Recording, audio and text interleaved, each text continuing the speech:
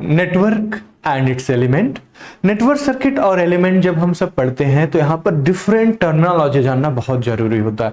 Different terminology का मतलब क्या है, जैसे यहां पर टर्म्स जैसे नोड क्या होता है, ब्रांच क्या होता है, लूप क्या है, मेश क्या है, ये जानना बहुत जरूरी है, क्योंकि आगे जब आप पढ़ेंगे ओम्स लॉ पढ़ेंगे, चाहे केसीएल, केवीएल, लूप या यहां पर नोड एनालिसिस, हर जगह पे इवन अगर आप थ्योरम्स पढ़ते हैं, थ्योरम्स जैसे superposition theorem, Norton, Thevenin, reciprocity, maximum power, बहुत सारे थ्योरम्स, मिलीमन्स, तो वहां पर क्या है, वहां पर आपको ये नोड क्या होता है, ब्रांच क्या है, लूप क्या है, मेश क्या है, ये जानना बहुत जरूरी है। तो इस सेक्शन में हम सब विथ एग्जांपल इन सब के डेफिनेशन, इनको कैसे आइडेंटिफाई कर सकते हैं, सब कुछ वन बाय वन देखने वाले हैं। तो सबसे पहले हम यहां पर देखें क्या देखने वाले हैं, नेटवर्क एलिमेंट। सबसे पहला नेटवर्क एलिमेंट किसको बोलते हैं, आपके सामने ये बहुत सारी इमेज है, इमेज को देखें तो यहां पर देखिए, इसको बोलते हैं डिपेंडेंट वोल्टेज सोर्स, ये है वोल्टेज सोर्स, यह है एक बैटरी, ये है alternating current voltage source, alternating current, यहां पर dependent current source, resistance, capacitance, inductance, impedance, ये सब क्या है, नेटवर्क एलिमेंट, ये सभी क्या है, नेटवर्क एलिमेंट। ये बात समझ में आए, तो यहां पर क्या बोल सकते हैं, नेटवर्क एलिमेंट, वोल्टेज और current source are resistor, capacitor और inductor is refer to as the element in circuit. ये सभी कैसे रिफर किए जाते हैं, आपको सर्किट एलिमेंट जैसे रिफर किए जाते हैं, चाहे वोल्टेज सोर्स हो, चाहे करंट सोर्स हो, डिपेंडेंट हो, इंडिपेंडेंट हो, प्रैक्टिकल हो, आइडियल हो। यही रेजिस्टेंस, कैपेसिटेंस, इंडक्टेंस, ये भी नेटवर्क एलिमेंट है। साथ ही साथ में आप यहां पर चाहे बैटरी भी कनेक्ट कर रहे हैं, चाहे कॉम्बिनेशन, ये इंपीडेंस है तो combination of both R C R L या may be R L C भी हो सकता है, ठीक है। तो ये हो गया नेटवर्क एलिमेंट। अब हमें लगता है आपको नेटवर्क एलिमेंट पता चल गया, तो नेक्स्ट आपको ब्रांच, ब्रांच नेटवर्क का किसे कहते हैं। अगर हम आपसे पूछे ब्रांच किसको बोले, अगर कोई आपको नेटवर्क दिया गया है तो एलिमेंट आपने देखा हुआ है, तो ब्रांच किसको बोलेंगे। हाँ, जब हम नेटवर्क पूरा बनाते हैं तो हर एलिमेंट, जहां पर क्या बोले, हर एक एलिमेंट जो कनेक्ट होता है नेटवर्क के रेस्पेक्ट में, वो क्या है, ब्रांच है। जब हम किसी नेटवर्क के अंदर किसी एलिमेंट को कनेक्ट कर देते हैं, वही क्या बनाता है, ब्रांच बनाता है। डेफिनेशन यहां पर देखते हैं, a branch represent the single circuit element. बात समझ में आ रही है, यह क्या रिप्रेजेंट करता है, सिंगल सर्किट एलिमेंट।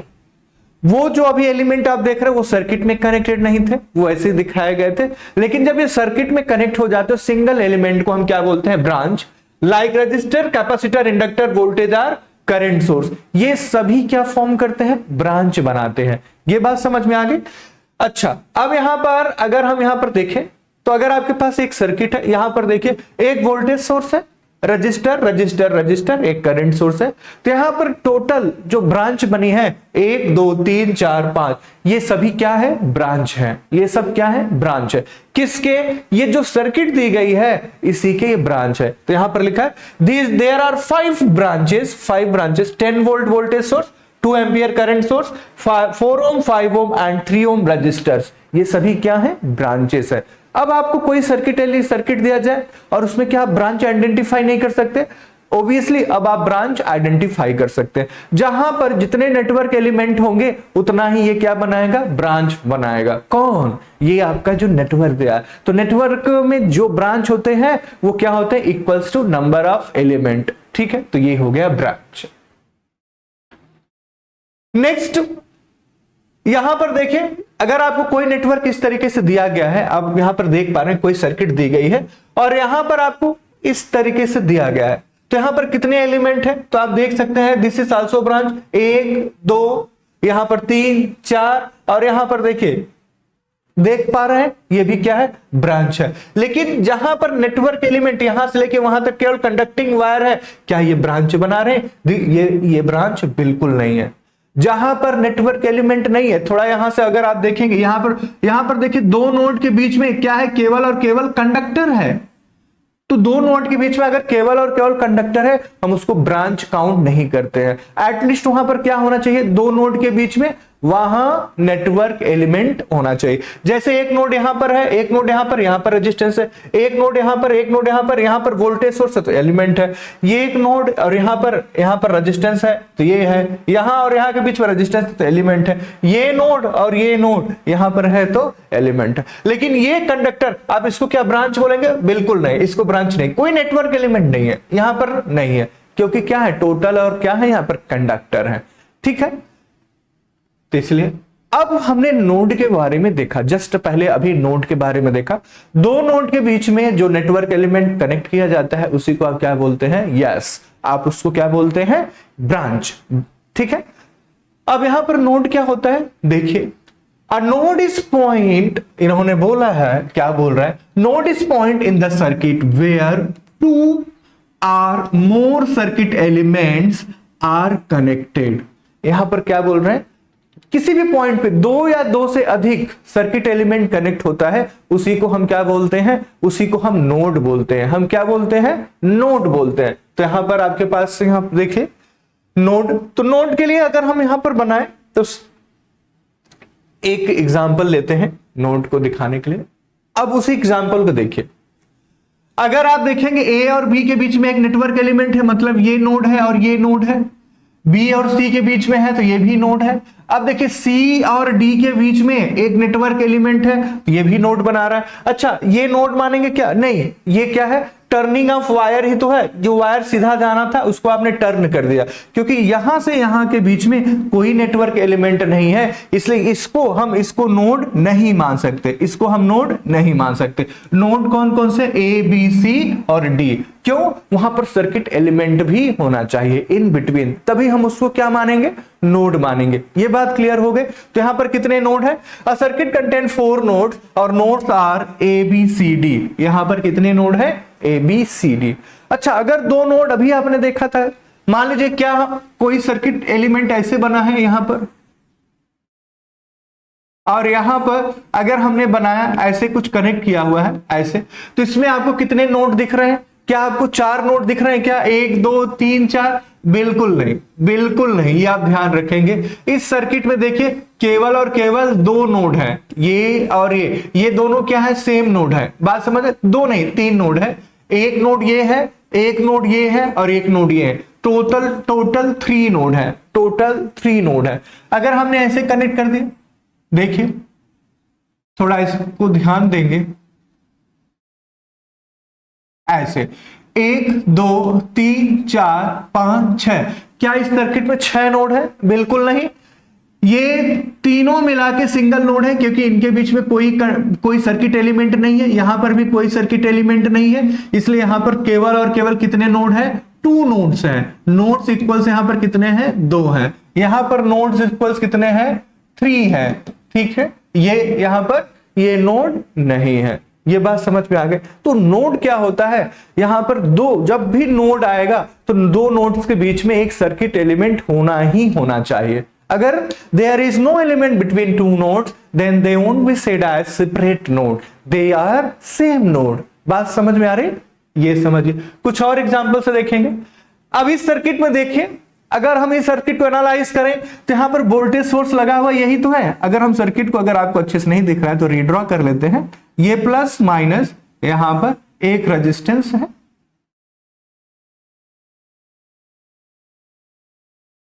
ये आपके पास एक करंट सोर्स है, यहां पर एक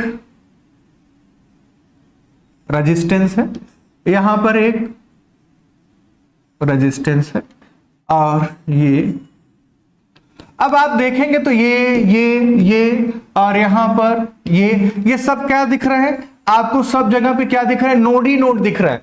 लेकिन एक्चुअल में कितने नोड है? आप थोड़ा ध्यान दीजिए। जब भी 2 नोड होंगे, मान लीजिए ये नोड और ये नोड कंसीडर करते हैं तो इसके बीच में सर्किट एलिमेंट है, हाँ, तो ये नोड तो पक्का हो गया। अब ये और ये नोड सर्किट एलिमेंट है तो ये भी नोड क्या हो गया? हाँ, ये भी हो गया। अब थोड़ा देखिए, इस नोड और इस नोड के बीच में कोई सर्किट एलिमेंट है क्या? नहीं। इस नोड और इस नोड के बीच में कोई सर्किट एलिमेंट है? नहीं है। इस नोड और इस नोड के बीच में कोई सर्किट एलिमेंट है? नहीं है। इसका मतलब ये सब मिला के क्या है? एक ही नोड है। सब मिला के कितने नोड है? एक नोड है। ये बात समझ में आ गई। अब देखिए, जब आप इसकी बात कर रहे होंगे इसमें, तो यहां ऊपर देखिए क्या इस नोड और इस नोड के बीच में कोई सर्किट एलिमेंट है? नहीं है। तो यहां पर ये तीनों मिला के क्या है? एक ही नोड है, सिंगल नोड। ये बात समझ में आ गई, सिंगल नोड। तो पूरे सर्किट में वैसे अगर काउंट करते, नोड की डिफिनीशन नहीं पता होती तो आप कितना काउंट करते? 1 2 3 4 5 6 7 8 नोड।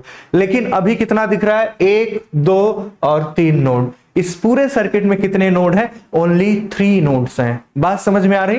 तो ये आप ध्यान रखेंगे, केवल और केवल 3 नोड्स हैं। बाकी हम काउंट करने के लिए इसी को हम जब सॉल्व करते हैं तो यहां पर आप देख रहे हैं, तो ये क्या है? ये नोड नहीं है और ये भी नोड नहीं। ये सब मिला के क्या है? एक नोड है। क्यों? क्योंकि सर्किट एलिमेंट नहीं है। सर्किट एलिमेंट नहीं है तो उसको एक ही नोड मानते हैं। एक नोड, दो नोड और एक तीसरा नोड यहां पर है। इस पूरे सर्किट में केवल और केवल यस कितने नोड हुए? यहां पर 3 नोड है। अच्छा, इसी नोड में जब हम पढ़ते हैं आता है एक डिफिनीशन नोड के टाइप्स भी। एक होते हैं प्रिंसिपल नोड और एक होता है ऑर्डिनरी नोड। ऑर्डिनरी नोड तो सभी हैं, लेकिन प्रिंसिपल नोड यहां पर जब देखेंगे तो क्या है? यहां पर 2 प्रिंसिपल नोड है। अब देखिए, जहां पर केवल और केवल 2 एलिमेंट होते हैं, कनेक्टेड है, वो तो ऑर्डिनरी नोड है। लेकिन मोर देन 2 एलिमेंट जब कनेक्ट होते हैं उसी को हम क्या बोलते हैं? Principal node. यहां पर कितने प्रिंसिपल नोड है? 1 और 2। बात समझ में आ रही? जहां पर करंट डिवाइड होता है उसी को बोलते हैं प्रिंसिपल नोड। इस नोड पे जब आप आएंगे तो करंट डिवाइड नहीं होगा। जो करंट इसमें होगा सेम करंट यहां पर है। लेकिन यहां पर जब आप आएंगे तो यहां पर देखिए करंट डिवाइड होने के चांसेस है, R2 R3 में डिवाइड हो जाएंगे। ठीक है, तो इसलिए प्रिंसिपल नोड कौन कौन से हैं? ये और ये प्रिंसिपल नोड है। नोड तो 3 है लेकिन प्रिंसिपल नोड कितने हैं? केवल और केवल 2, 3 नहीं। ऑर्डिनरी नोड कितने हैं? तीनों ही ऑर्डिनरी, तीनों ही नोड है, लेकिन प्रिंसिपल नोड कितने हैं? 2 है। नेक्स्ट, जब आप नोड समझ ही लिया है, नोड के बारे में आप जान ही गए हैं, आपने समझ, नेक्स्ट आता है लूप। लूप क्या होता है? आपके एग्जाम में लूप को भी आइडेंटिफाई करने के लिए आ सकता है। लूप की डेफिनेशन हम सब देखते हैं। ठीक है, अब लूप, जब भी हम सर्किट एनालिसिस करते हैं तो हम बहुत सारे लूप एनालिसिस, मेश एनालिसिस आपने ऐसा सुना होगा, और साथ ही साथ में नोड एनालिसिस। नोड तो कोई डेफिनेशन तो आपने समझ ही लिया हुआ है, लेकिन अब लूप के बारे में देखें। Any close path in the circuit is called as loop.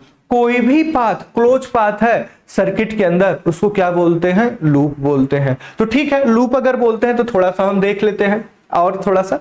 A loop is close path form by starting at a node, passing through a set of node and returning to the starting node without passing through any node more than once। कहने का मतलब क्या? जब आप circuit में बनाते हैं तो मान लेते हैं इस नोड से आपने लूप बनाना चाह रहे हैं, तो आप उसमें कई नोड कवर कर सकते हैं। जैसे यहां से चले 1 node, 2 node, 3 node, 4 node, 5 node, 6 node, और फिर वहीं पर आ गए जिस नोड से स्टार्ट किए थे। और जब आप उसी नोड पर आना चाहते हैं, जब यहां पर ट्रेवलिंग कर रहे हैं, ट्राइवर्सिंग बोलते हैं यहां पर सर्किट के अंदर, जब आप ट्राइवर्स कर रहे होंगे तो उस समय कोई भी नोड रिपीट नहीं करना चाहिए। ओनली और ओनली इनिशियल नोड को छोड़ के कोई भी नोड रिपीट नहीं होना चाहिए। मतलब जिस नोड से चले थे उसी नोड पे हमें पहुंचना होता है। ये बात समझ में आ गई? ठीक है, तो यहां पर आपने समझे, जब भी आपको लूप पूछा जाए तो एनी क्लोज पाथ और ये 2 डेफिनेशन आपको लिखना है, और इसके साथ साथ सर्किट डायग्राम भी बनाना है। तो यहां पर देखिए सर्किट डायग्राम बनाते हैं। अगर ये सिंपल सा एक सर्किट लेते हैं तो हम क्लोज पाथ कैसे कैसे बना सकते हैं? देखिए A B C D, ये 3 नोड है। ये नोड है क्या? बिल्कुल नहीं। ये ब्रांच तो है, यहां से यहां तक एक सिंगल ब्रांच है। तो एक लूप आपको कहां से कहां मिल जाएगा? यही A B D A, यहां से चलेंगे तो एक लूप आपको कहां मिलेगा? A B D A, एक लूप हो गया। दूसरा लूप कहां से मिल सकता है? आप यहां से चल के यहीं पे घूम जाइए तो B C D B, B C, यहां पर देखिए ये दूसरा लूप है, B C D B, यही लिखना है एग्जाम में, एक सर्किट बना के। और अगर आप देखेंगे तो एक आप क्या करते हैं, एक बड़ा लूप ले सकते हैं यहां पर तो A B C D A से चल के A पर आ गए तो ये देखिए थर्ड लूप। बात समझ में आ रही है क्या? ये हो गया थर्ड लूप। तो इसमें कितने लूप बन गए हैं? 3 लूप बन गए हैं। कितने लूप बने हैं? 3 loop. All possible close path is a loop. किसी भी तरीके से आप क्लोज पाथ बना दीजिए सर्किट के अंदर, उसको क्या बताया जाएगा, लूप। बस ध्यान ये रहे कोई भी नोड मोर देन वंस आपको ट्रैवर्स नहीं करना, you need to traverse only once through the set of nodes. ठीक है, यहां पर ये हो गया।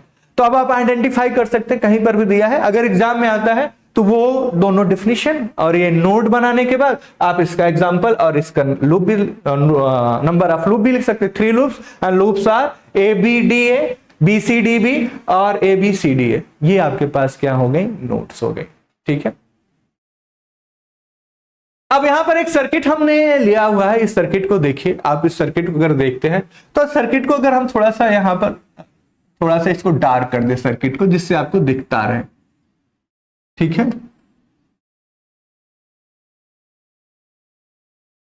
ये देखिए आपके पास एक सर्किट है, यहां पर एक रेजिस्टेंस है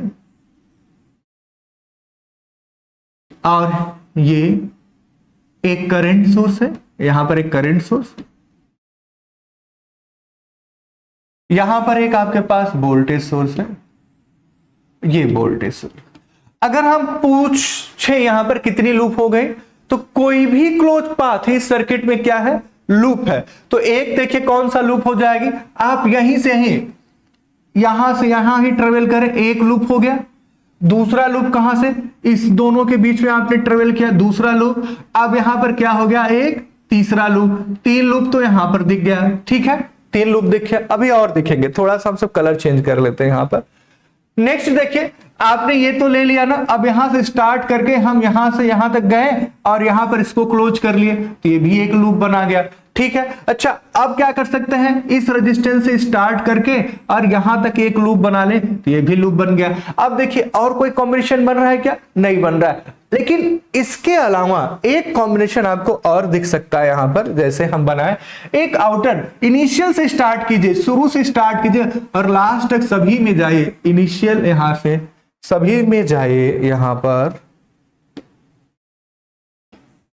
ये आउटर वाला सभी आउटर सर्किट एलिमेंट से यहां पर क्लोज पाथ बन गया, तो यहां पर ये भी लूप बन गया। तो इस सर्किट में कितने लूप हो गए, एक, 3 येलो वाले, 2 रेड वाले और एक ब्लू वाला, ये ग्रीन वाला। तो ये आपके पास कितने बन गए, 6 लूप। यहां पर कितने लूप है, 6 लूप, 6 लूप यहां पर बन गए हैं। तो यहां पर आप देख सकते हैं इसमें कितने लूप्स हैं, 6 लूप्स। अगर एग्जामिनर कोई सर्किट देखिए पूछे कि इसमें कितने पॉसिबल लूप बन सकते हैं, तो 6 लूप बन सकते हैं। बात समझ में आ रही, any close path is a loop, any close path is a loop, ये बस ध्यान में रखें।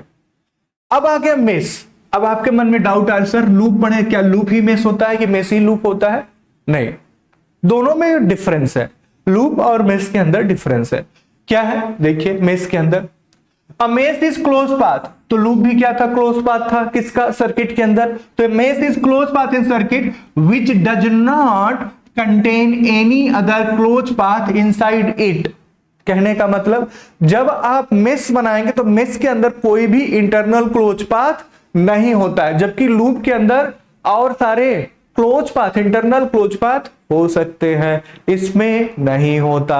यह बात समझ में आ गई, बहुत अच्छी बात है। अब यहां पर देखते हैं कैसे ये सर्किट देखते हैं। ये सर्किट आप देखिए, इस सर्किट में अगर आप देखेंगे तो आपके पास जो लूप थे, लूप कौन कौन से थे, लूप आपके पास ए बी डी ए, तो यहां पर ए बी डी ए आप लिख सकते हैं। और कौन सा लूप लिख सकते हैं, आप लिख सकते हैं बी सी डी बी, तो बी से चल के बी सी डी बी, ये लूप सब लिख सकते हैं। और लूप कौन लिख सकते हैं आप, ए बी सी डी ए, आप ये भी लिख सकते हैं, ए बी सी डी ए, ये सब क्या है, लूप है। लेकिन जब मेश की बात करें तो मेश के अंदर कोई क्लोज पाथ नहीं होना चाहिए। अब हम ए बी डी ए के देखते, ए बी डी ए, इसके अंदर कोई भी क्लोज पाथ नहीं है, तो इसका मतलब ए बी डी ए क्या है, मेश है, ये मेश है। अब यहां पर D B C D B को देखते हैं, तो इसके अंदर भी कोई क्लोज पाथ नहीं, केवल अकेला ही है, तो इसलिए ये भी क्या है, ये मेश है। बात समझ में आ रही। अब यहां पर देखिए ए बी सी डी ए, जब आप ओवरऑल यहां से आउटर की तरफ से ऐसे घूमते हैं तो इसके अंदर 2 इनर क्लोज पाथ है, इसलिए ये लूप तो बन सकता है, लेकिन ये मेश नॉट अ मेस, ये मेस नहीं बन सकता क्योंकि इसके अंदर भी क्या है, इनसाइड क्लोज पाथ है अगर आप आउटर ब्रांच से रिटर्न हो जाते हैं। ये बात समझ में आ रही है? तो लूप तो 3 है लेकिन मेस कितनी है, 2, और जितने मेस होते हैं उतनी ही आपकी, जब हम केवीएल पढ़ेंगे, मेस एनालिसिस पढ़ेंगे, उतनी ही मेस इक्वेशंस बनती है जितनी मेस होती है। जब उसको लूप एनालिसिस ही बोलते हैं लेकिन एक्चुअल में आपको क्या बोलना चाहिए, मेस एनालिसिस। बात समझ में आई? तो ये हो गया आपके पास मेस का डिफिनेशन। तो आपको कोई भी सर्किट दिया तो आप वहां पर मेस को आइडेंटिफाई कर सकते हैं। अब यहां पर यही लिखा गया है, यहां पर इसको हम इरेज कर देते हैं जिससे आपको पता भी चलता रहे।